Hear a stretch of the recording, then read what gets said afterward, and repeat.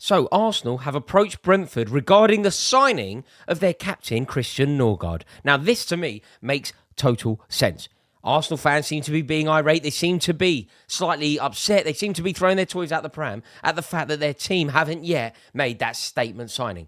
But signing a player like Christian Norgaard is an intelligent signing. And signing midfielders, reimagining your midfield, bolstering your midfield options, giving Mikel Arteta more utensils, more tools for his armoury isn't a bad idea. Signing midfielders when you need a striker, whilst it may feel a little bit underwhelming, a little bit uninspiring, doesn't mean it's a bad idea. It doesn't mean it's a bad signing. It doesn't mean that you don't need to strengthen your midfield just because you need a striker. And Arsenal going out and trying to sign Christian Norgaard, it makes total sense to me. They need to reshape their midfield, and I think overall this is a good signing for Arsenal. When you think about where Arsenal were lacking last year, why didn't Arsenal win the league? Why did Arsenal drop off from the season that they had before? Why did Arsenal not really launch a serious and sustained bid to win the league last year? What was it? What was the issue? I would say that one of the major issues is that they were lacking quality cover, lacking in experience, lacking in depth, lacking in options, and having a player like Norgaard to come in solves so many of those issues. Premier League proven, yes. Experienced, yes. A fighter, yes. Can you rely on him? Yes. Has he done it consistently in the Premier League? Absolutely. Did he have a good season last year? Yes. Is he slightly older? 31 years old. Does that get good for the Arsenal midfield? Yes. Does he replace what Arsenal are already losing? Yes.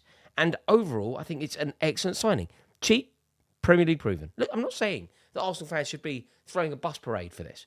I'm not saying that Arsenal fans should be over the moon. I'm just saying that this kind of signing, it's exactly what Arsenal should be doing. He had an excellent season last year, and unsurprisingly, Brentford are desperate to keep hold of him. You know, Brentford haven't accepted Arsenal's bid, and they really do want to keep Norgaard. He was excellent for them last year. Key player, captain. And when you think about what Brentford did last year, they finished in the top half of the Premier League. And look, their team has been pulled apart. They've obviously lost their manager. You don't particularly want to stay at Brentford at the moment. It's a difficult time. And Norgaard, of the players that's left, is probably the jewel in the crown. He had an amazing season for them last year. He's the captain for a reason. And I think that he will go to Arsenal and do a really good job for them. Like, it makes so much sense for him. You know, for him personally. Like, he's got to be heartbroken that Brentford haven't accepted the offer. I imagine that they will. I imagine that Brentford are just trying to squeeze Arsenal for a little bit more money. You don't accept the first offer. That's the first rule, isn't it? But ultimately, they will have to accept this offer because Norgaard deserves it. 31 years old, an opportunity to go and play for Arsenal, play for a team in the Champions League, play for a team capable of winning the Premier League title. They simply have to get this one over the line. And for him personally, it just makes so much sense. And overall, I've seen Arsenal fans, generally, the ones that I've spoken to at least, and the ones that I've seen on social media, they seem slightly underwhelmed by this. Some seem slightly angry by this. And I don't really get it. I've seen a tweet go fairly viral that basically said that Norgaard is not better than Thomas Partey. You're like, no, he's not. But it's a straw man argument. It's not the point, is it? Is Norgaard better than Partey? Probably not. Probably not. What point are you making? It's not what he's coming in to do. He's not coming in to replace Thomas Partey. Do you know who is better than Thomas Partey? Martin Zubimendi. And Arsenal are going to announce him fairly soon. We know that for certain. So to say that Norgaard isn't better than Partey, you're just creating an argument that doesn't really exist. I'll tell you who Norgaard is better than. Jorginho. He's a better player than Jorginho. And he's coming into the Arsenal team not to replace Thomas Partey, but to replace Jorginho. If you can elevate from Jorginho leaving, Jorginho going back to Brazil, Jorginho was a decent player for Arsenal. He performed a particular role for Arsenal. It was a decent functional role. It was a system role that he played. And I think he had an element of prestige in the dressing room because of his experience. I think Norgaard is that. Norgaard's 31 years old. He'll come with experience. He'll come with prestige.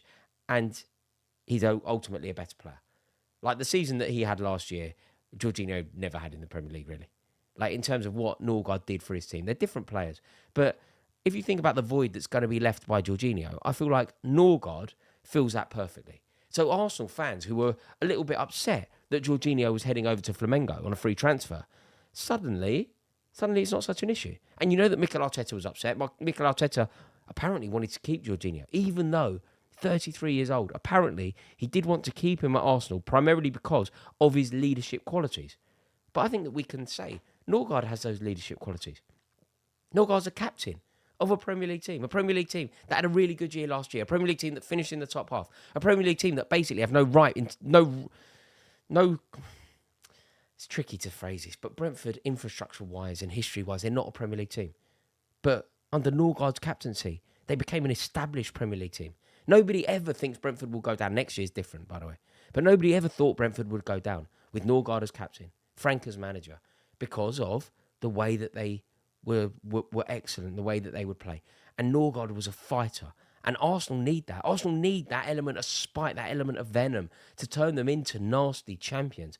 That's what they need. And he was most certainly that. I saw a piece was written about Norgaard. Like the amount of ball recoveries. I think he's 8th in the Premier League for ball recoveries. Hunts you down, physicality, aggressive challenges, hateful challenges sometimes. That is what Arsenal are missing.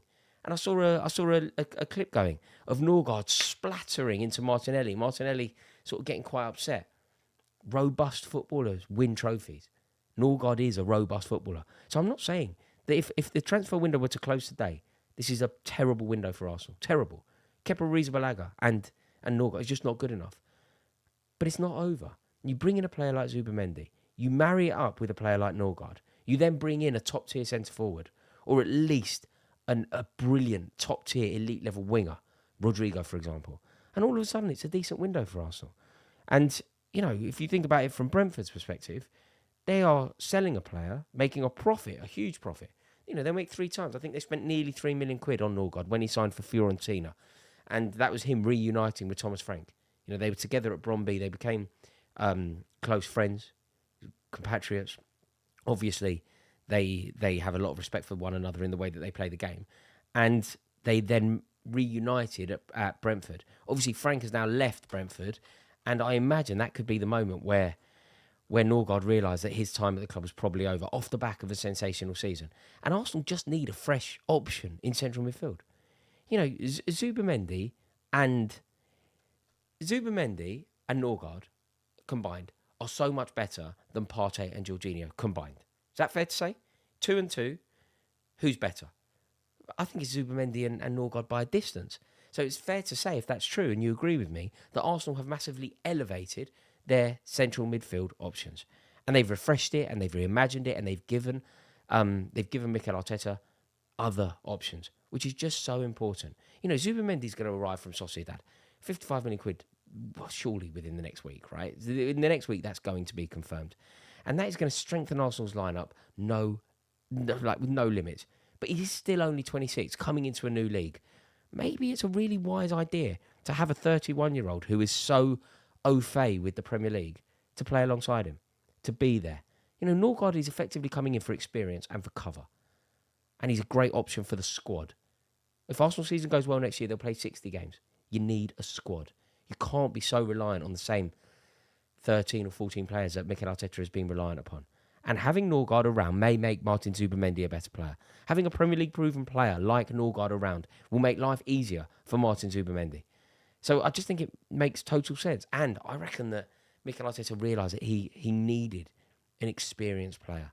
You know, somebody who can arrive, somebody that's going to be there, who knows what it's all about and isn't going to break the bank.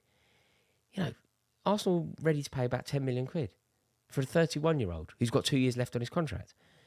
And there's no doubt that he's one of Brentford's most important players. You could argue that he's actually Brentford's most important player. But I sort of think they will let him leave. 10 million quid's a lot of money. 3x in their money that they spent on him. And they got the best service out of him, and he's 31 years old. The problem is that they've obviously lost so many players. And Buemo's gone. Thomas Frank joining Tottenham has caused a huge issue for them. You know, that could be an irreparable blow. But, you know, Norgaard scores goals in the Premier League as well. Not many, but 122 appearances in the Premier League, 11 goals. You know, I just don't think it's a bad signing for Arsenal at all. I mean, I think Brentford are going to need to let him go, simply because you cannot have an unhappy player. And it's exactly what Arsenal need. Physical, aggressive, tough tackling. It's exactly what they need. So I don't really understand why anybody who supports Arsenal would be upset by this. I do understand that it isn't what you want if the window were closing. But surely the argument that I just made there about the 2 that have left are not as good as the 2 that have come in. And therefore Arsenal have levelled up. I don't see it as an issue.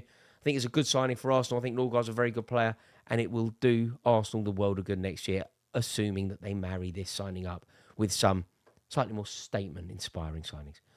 Do you disagree with me? I feel like I'm in the minority here. Most Arsenal fans that I've seen online seem furious with this. But I'm going to be very interested to hear your thoughts and read what you have to say in the comments below. Please do me the honour of letting me know what you think about this signing. But overall, I think it's a good signing for Arsenal. If you're new around here, please click subscribe. If you've enjoyed it, please like the video. And I look forward to seeing what you have to say in the comments below. Have a wonderful day in a bit.